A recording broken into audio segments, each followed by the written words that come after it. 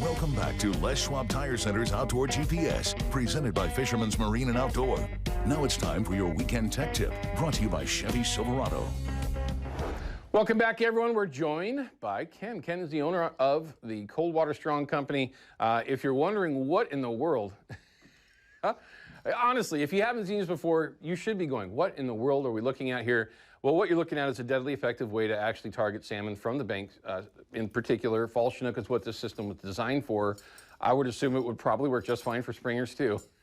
Correct. I'm just guessing. I mean, is it something that you've done for spring Chinook, or is it on the Washington side, Kalama, Woodland Bottoms there, they run triples setups for spring Chinook. for spring? I mean, I can see why. I mean, you got 3 setups out there, for crying out loud. Exactly. All right, exactly. so this is going to be a little bit difficult, so bear with me, everyone, but I'm going to start at the sandbag. Okay, Correct. This is your Chevy Silverado Tech Tip of the Week. Ryan, I hope you opened it up that way. Here you go. This is one of the Coldwater Strong products. This is the sandbag, right? Correct. It's got a breakaway on it so that when you do hook a fish, this will pop loose and dump all the sand, right? That is correct. But we're not going to do that right now. But you know, the thing about this is that when you receive this and break it out of the package, it might look confusing, but it's actually pretty Super simple. simple. It's Yep. super simple. And so how this release pin works, guys, is that when you do get a fish, hold on to that. Yep, I got it. It pulls on the pin, releases it, And then at it that point, pulls and it dumps it right out. And there is a rubber band on here just keeping it from dumping all over my set. Exactly. Everyone. So, but it is super, super simple with that float on there. Just a couple of weeks ago, last week, we're out in a spot, and I was fishing with an older version of this, and there's a ledge, right? That ledge, you're not bringing lead over, period. It is not happening with that float right over the top of it. Correct. It's nice and smooth, easy. correct. And that's why there's a float in this one too. Yeah. And our bags now are bigger because we had a lot of requests because during those heavy outgoing tides,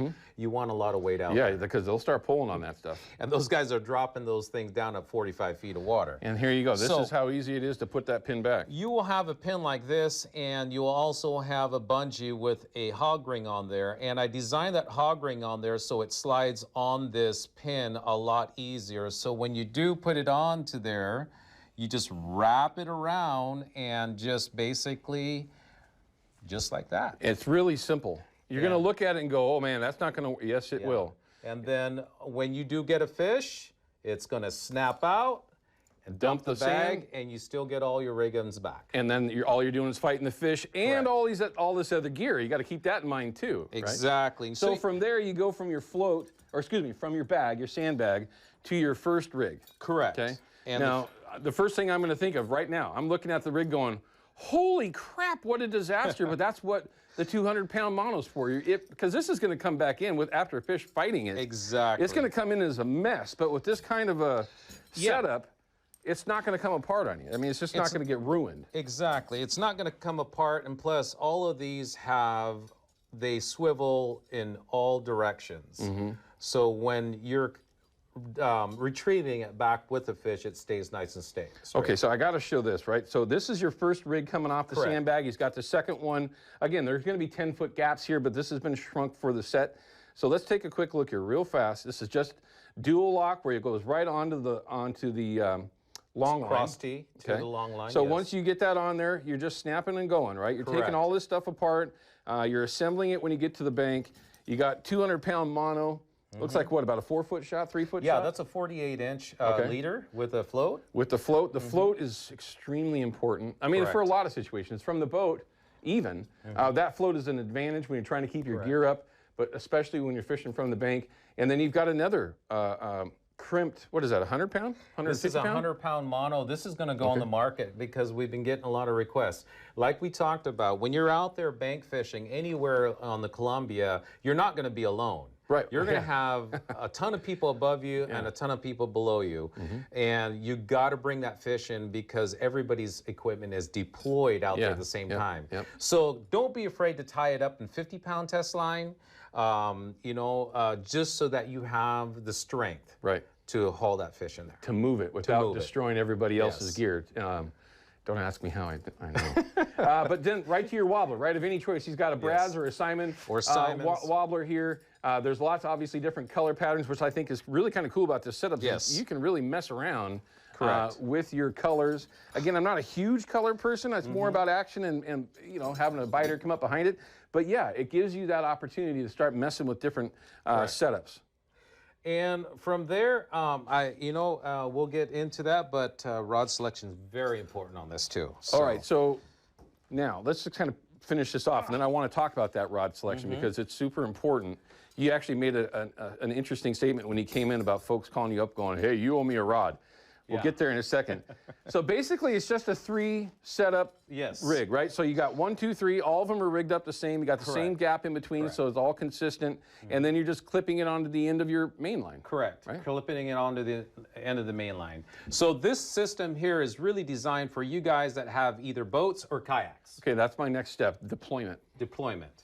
And that's really important. So if somebody says, how do you cast that? Well, you don't cast it. You're running it out on the boat and dropping it down. Let's add that into this Chevy Silverado tech tip, okay? So what would be your recommendation when you are dropping it? What should you pay attention to before actually dropping the thing? Yes. But I think line counters is what we'll get to here in a bit as far as being consistent. Consistent. But is there any, how about etiquette? Is there any etiquette to dropping these things out of a kayak? Yes, there is an etiquette out there as far as how far you're going to be pretty much on those zones where the fish are coming out. There's going to be boats on the outside.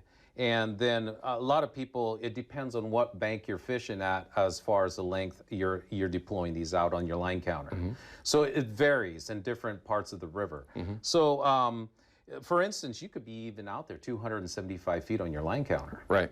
So you could be way out. I mean, as long as you're not interfering with boats, there's no reason why you couldn't do that. And there are zones, listen, I'm going to tell you right now, there's going to be jackasses out there everywhere. Exactly. There's going to be people that run their gear out from the bank too far. There's going to be people trolling in a boat that go in too tight. Exactly. I mean, so this is a double-edged sword. It's all about, 1, understanding what everybody else is doing. Correct. 2, playing nice in the sandbox. And 3, to communicate nicely. Correct. Okay? So if you're on the bank and there's a troller coming in tight, you know, there's nothing wrong with waving going, hey, I'm out there that far. As long as you're not the only idiot out there doing that, correct, he needs to move. Okay? So it's all about working together. And now, being 2023, people have had the time to understand what everybody's doing. This is not new. All right? So it's been around. It's certainly something that you need to pay attention to. Okay. I'm getting barked at. I want to talk about the rod-reel combo. Now, number 1, I've already introduced you to this rod from Edge. Thank you for bringing in an Edge rod. I thought it's a coincidence, and I love that. But the reasoning for the line counter and the reasoning for a rod, number 1, that can handle all of this, okay? You know, Owen, we grew up fishing here with ugly sticks. Yeah. We got one right over there. Yeah, it's 20 we years grew old. up with basically sturgeon rods. Yeah. But when a lot of guys come into the bank fishing scene, they have no choice but they buy a boat rod. Sure. And like a 10, we talked about this, like a 10-6 360 rod. Ain't gonna do it. It's not going to do it. You don't have the backbone, and we would recommend a 12.5, 13 foot. Yeah. That way you have the backbone to actually pull these. You have a lot of gear deployed out in the river. Yeah.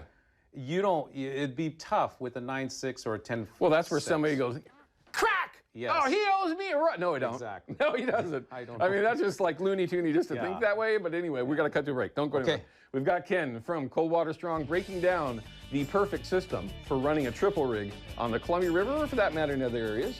But we're going to talk about rod and reel combo for that in just a minute. Don't go anywhere. Outdoor GPS is brought to you by Terra Firma Foundation Systems. We keep homes safe, dry, and stable. By Yakima Bait, steeped in tradition, innovation, and fishing success. And by Procure Bait Sense, ruthlessly effective.